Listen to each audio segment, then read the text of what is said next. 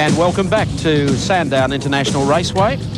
Cars have just taken off on their warm-up lap for this afternoon's Whitehorse Truck Parts Sport Sedan 10-lap screamer. There's Garry Scott of Queensland.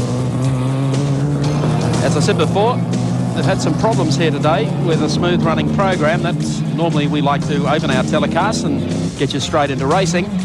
That hasn't been the case here at Sandown, with the program all over the place due to the fact that a car earlier this morning ran in and bent a piece of guardrail that took 35 minutes, and some problems earlier. But Garry Scott, of course, 35 years of age, comes from the Gold Coast, driving a Jaguar here today, 86, pole winner, of course, in the James Hardy 1000. Third in the 86 James Hardy 1000, first in the 87 Thai Group A Grand Prix, and first in the 88 Amaru Series, one of our Nissan stats. And we have the field lining up at the moment for today's Whitehorse Truck Parts event. Let's have a look at them on the grid. Domenic Beninca has pole position. From position number 2, car number 12, Dick Ward of Western Australia in the Mazda. From 3-8, Garry Scott, of course, in the Jaguar. From 464, Stewart Douglas in a Holden EH. 542, Charles Milner, the Nissan Bluebird. From 628, Michael Jacobson in a Ford Escort. From 714, Keith Carling. 8:38, Mike Oliver. 9, car number 11, Rusty French in the Porsche. Rounding out the top 10, Grant Munday in a Gemini. The reason that we have some of those cars all over the place, we'd expect to see Bryan Thomson on the front row, is that most of yesterday's practice for the sports sedans was conducted in the wet. So a couple of drivers got dry laps in, the others wet laps. And we're going to see some charging through the field. Some interesting cars lining up in this event. There's Bryan Thomson, car number 5, the Mercedes, been rebuilt now into sports sedan trim. It was in GT class trim, and he's way down the grid at the moment, position 19. 41 cars in all. There's car number 92 just coming up to the grid, and that's Graham Smith in what's loosely based on a 929 Mazda. Alongside him there, number 74, looks like a Valiant of all things. But yeah, some interesting guys back in the pack, and that'll make this race a pretty action-packed sort of affair, I reckon. We've got Rusty French out there in the Porsche 935. He's running as a GT car and not for points or prize money, but just as an exhibition. There he is. Joined the field a little late. What an awesome motor vehicle this thing is. We've got other fellas in there like Keith Carling in the Mazda. He's come down from Sydney in the Toledo Tools entry. There's Domenic Beninca in one of the preliminary races earlier today. A bit of a tangle. Garry Scott, the man to chase in this class at the moment. He's been the big winner throughout 88 in the Colorbond pre-painted steel entry. A car that has done so well in sports sedan racing now for over a decade. I think it was first seen in the hands of John McCormick. I dare not think how far back that was. Bob Jolly, car number 3, position 11 on the grid, just outside the top 10. One of the drivers who suffered with 2 wet sessions of practice for sports sedans. So we're going to see some fireworks from the fellas on the front row, no doubt about that. And you'll see plenty of action from the lads in the middle as well. Mike Jacobson. I think Mike might be absorbed in the dash to the first corner. Would expect to see, as Neil said, some of the cars are starting a little back off the front 2 rows, trying to find some racing room as they enter the first left-hander. Keith Carling, Toledo Tools entry is there. And we should have the race underway very, very shortly. The car to watch will be the car on the second row, the Jag. French now makes his way to the into his grid position in car number 11. The car that never ceases to amaze me, Peter, is the Alfa Romeo driven by Domenic Beninca. It's got an enormous amount of horsepower. It's a pretty scruffy looking thing in a couple of places. By gee, it's effective. Almost set now for a start. Red lights on to green, and 10 laps the journey. Domenic Beninca gets away pretty quickly. So does Garry Scott, who now puts power to the ground as he changes up through the gears. Rusty French comes through, splits the pack with the thunderous roar of the sports sedans as they head to turn 1. French, then Scott, Bob Jolly, Domenic Beninca, Keith Carling, Mike Ceveri, and then Wacker in the Mazda RX-7, the car that Alan Moffat took to Daytona in 1984. Something coming out of the rear of Rusty French's Porsche there. Here it is, could be fuel. But it makes things a little unpleasant for Garry Scott and the guys right behind the Porsche. There's Bryan Thomson moving through in the Benz. Bob Jolly applying some pressure now to Garry Scott. You can see where there's been plenty of oil spilt down the back straight this morning. And it looks as though Rusty might be adding to that at the moment. There was plenty of blue smoke as he came out of the left-hander and headed up the back straight. Now they go through this Sweeping left-hand turn, descends a little bit, it's pretty quick. Quick squirt, then punch the brakes very hard for a hairpin right-hander. And now into the squiggly bit of the circuit, which is very hard on tyres and very hard on brakes. There's Bob Jolly, the Massport Commodore.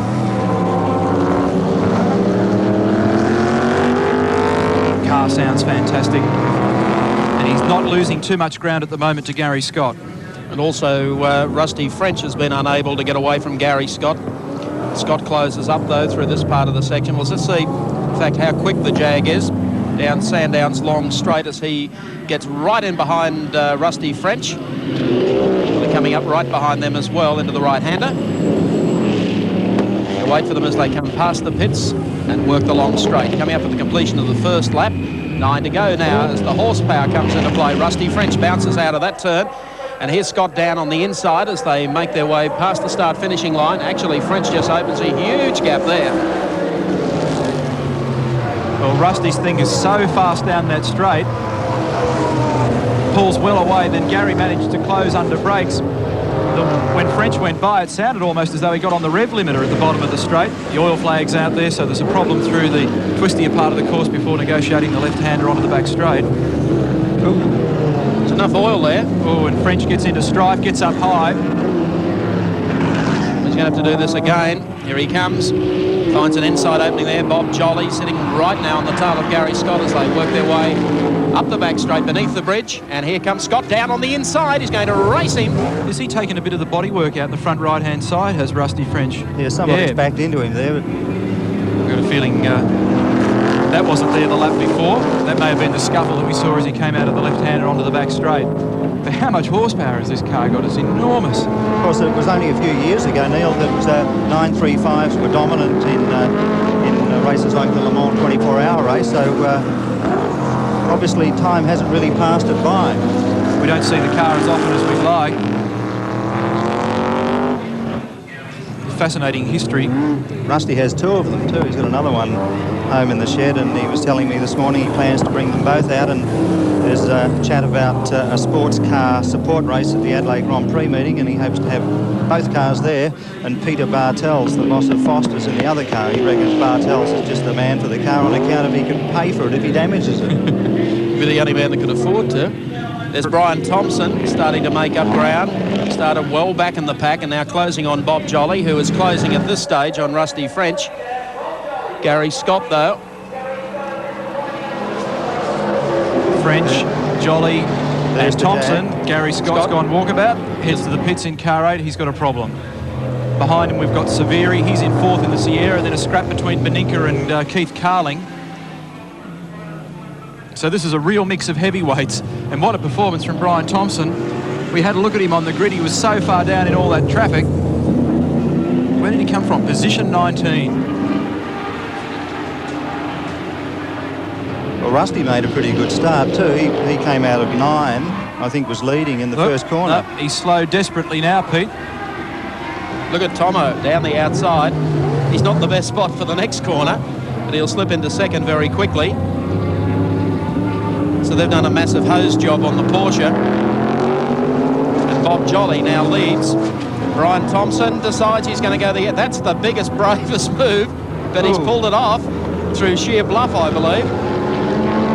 I didn't think that car stopped so well. Jolly's got the wipers going. French had a problem down the back straight, and out of it all has shot Bryan Thomson. Sounds beautiful. Running a new fuel injection system this weekend. Wasn't too happy with it yesterday, but everything looks pretty good today. Yes, they all look a bit scrappy through this section of Sandown. The haze that amaze. Certainly something strange going on in the Porsche cockpit at the moment. Rusty's looking down, and Mike Ceveri closing in rapidly, and then behind there's a good scrap on between Carling and Domenic Beninca. That's the Mazda RX-7 and the Alpha. Carling with the upper hand at the moment. He's fought for that pretty hard in the last couple of laps. Domenic Beninca had pole position. He was the man with webbed feet. Enjoyed the wet and had about a 1.5 second advantage over the rest of the field. Yeah, Domenic, like many of the guys yesterday, As, oh, there goes the Benz Benz. is in strife. Now, Benz. Ceveri, I reckon the Porsche has disappeared too. I got a funny feeling that Mike Ceveri now leads this race in car number 18. So Bryan Thomson has pulled out. Rusty French has got a problem with the Porsche. Keith Carling locks up the front right under brakes as he makes his way up into the back straight. Domenic Beninca instantly elevated to third place. The guy in the Valiant will win this if they keep dropping out. Very easily. Through the right-hand kink, and they work the back straight. Gives you an idea of the climb. This car that leads at the moment, driven by Mike Ceveri, got pounded into a slightly strange shape here last September in the hands of Don Smith when it was running in Group A touring car trim. It was one of the Oxo Ford Sierras, and Don had a big spill at the end of the main straight. Virtually wrote the car off. In fact, did write the car off. But Mike Ceveri, 36 years of age, from Swan Hill in northeastern Victoria, rebuilt the Oxo Sierra to what you see today, and it's not too much like the old car, I'll tell you. He's the 87 winner of the Whitehorse Sports Sedan Series and first race at Calder back in 1985. Mike Ceveri, those details with the compliments of Nissan Know-How. It's not powered by a turbocharged Ford engine, rather I think it's a 6-litre Chev, so Mike having a bet each way with GM and Ford. I had a good look at the car at Winton when he ran in the sports sedan race there. It's been beautifully built. And it's an awesome looking device. There's plenty of fiberglass and lots of aluminium all nicely hung together. And somewhere in the order of about 600 horsepower, he tells me. Keith Carling in the Mazda RX-7. A little more conservative in its engineering approach. Keith has got a new car on the boil. 13B peripheral port Mazda engine. Nice and light though. Left-hand drive this car. And then you've got the turbocharged Alpha being driven by Beninca in third place at the moment. Coming up for the completion of 5 laps in the Whitehorse Truck Parts Sports Sedan race. There's Beninca going through, climbing the curve on the way through. Keith Carling in the Toledo Tools Mazda. Keith doing a good job containing Domenic at this stage. Domenic inclined to pick up the pack wheel over the curb. You may be interested to know that Bob Jolly, who was running up there in amongst them, made a quick pit stop and is back in 10th position and climbing his way back through the field. There he is in the Mass Sport Commodore. Bad news when you have to make pit stops in 10-lap sprint races. Here comes Beninca. Obviously, Bob had some sort of a niggling problem that they were able to rectify because he seems to be circulating at pretty rapid pace again.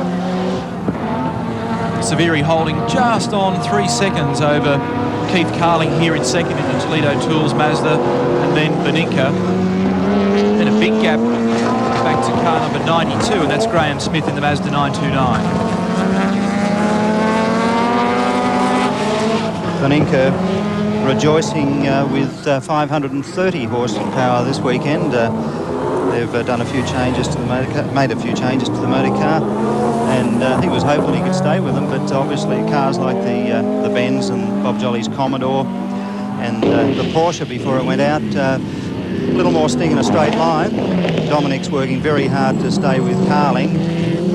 You can imagine the difference in investment between a 935 Porsche and Domenic Beninca's sliding Alpha at the moment. Gee, you remarked to me much earlier in the year how good this fella's car control is, and it's been noted by a number of touring car teams that Domenic Beninca really knows how to throw around a car, and he gets results.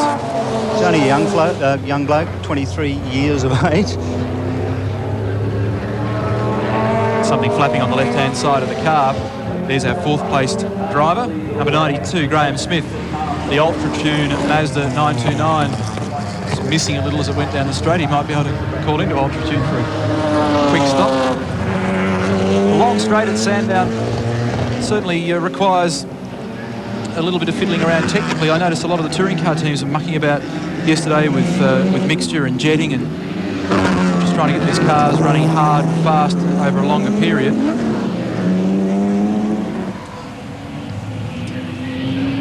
Well, the ranks have certainly thinned out in this one. Looking there for our race leader as he comes up the back straight. Little Mazda going through again. That's Mike Jacobson, the Escort brother. So Ceveri leading with about 3 seconds over Keith Carling, and Domenic Beninca in third. In Lygon Street, Marrickville can rejoice. The Valiant is now up to 10th place. Working on it. pizzas all round for the boys tonight.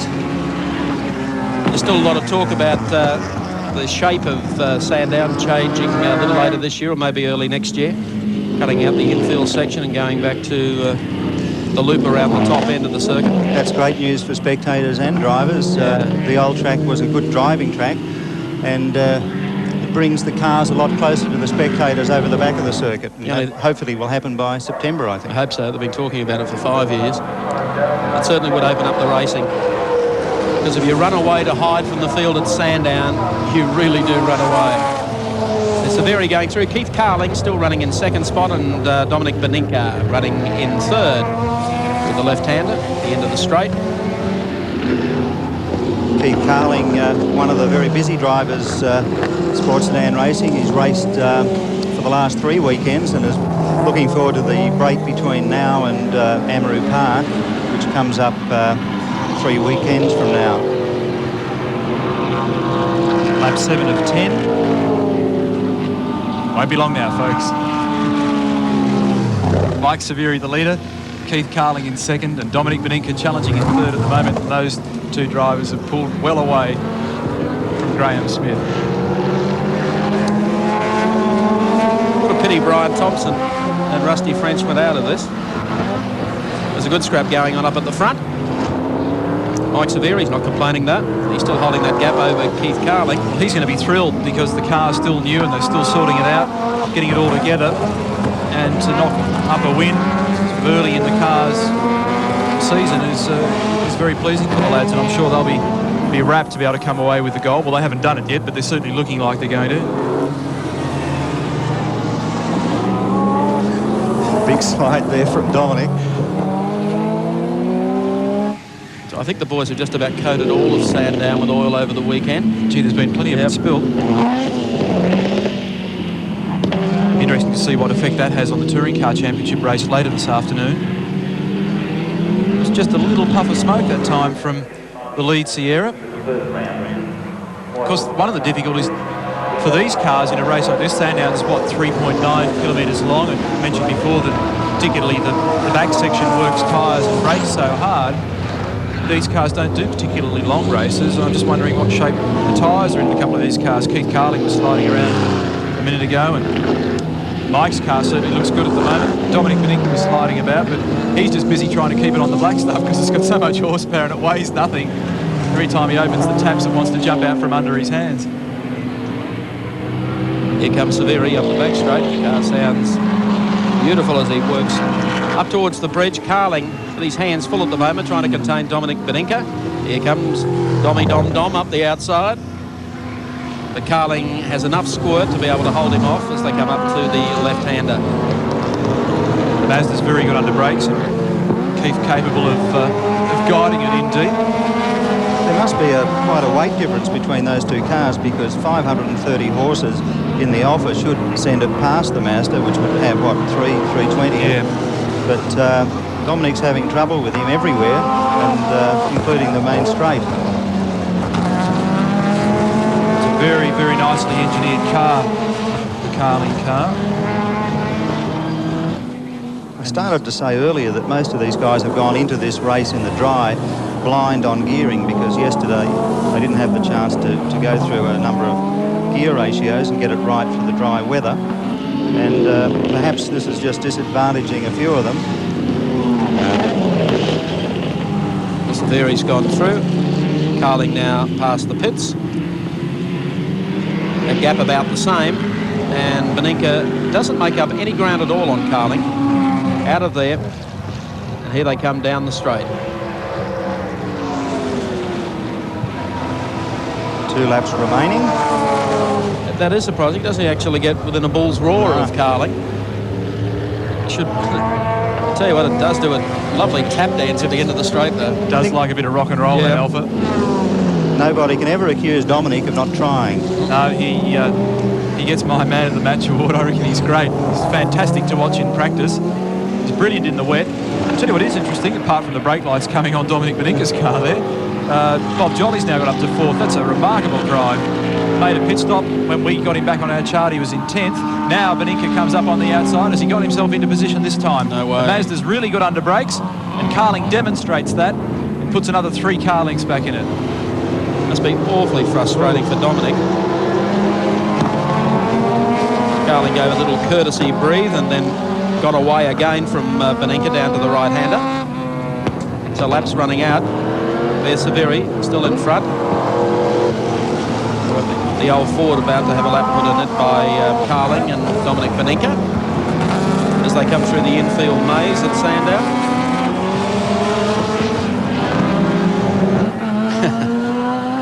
That's solar powered. It's not a bright day, that's why it's not going quick. But Frank keeps her out of harm's way. Domenic floats down underneath him.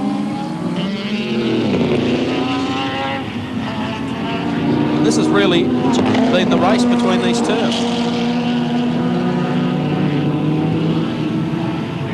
There's Mike Ceveri going through.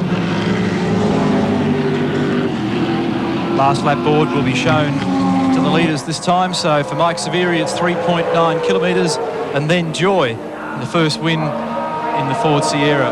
Domenic Beninca. Oh, Dom's coming for a big run down the inside. He's attacking in the gutter. Yes. I think really he's looking nice for the marshal in the tree.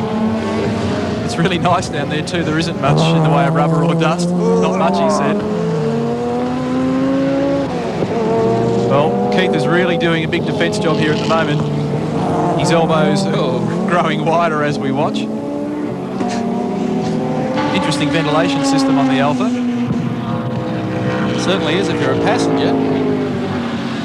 Now he's making a big run here at Carling. He desperately needs to get to the inside, doesn't he? Because up on the outside, it's going to be the long way round, and he knows that the Mazda's strong under brakes. Again, a demonstration of the brake lights coming on later on the Mazda than they did on the Alpha. I guess Domenic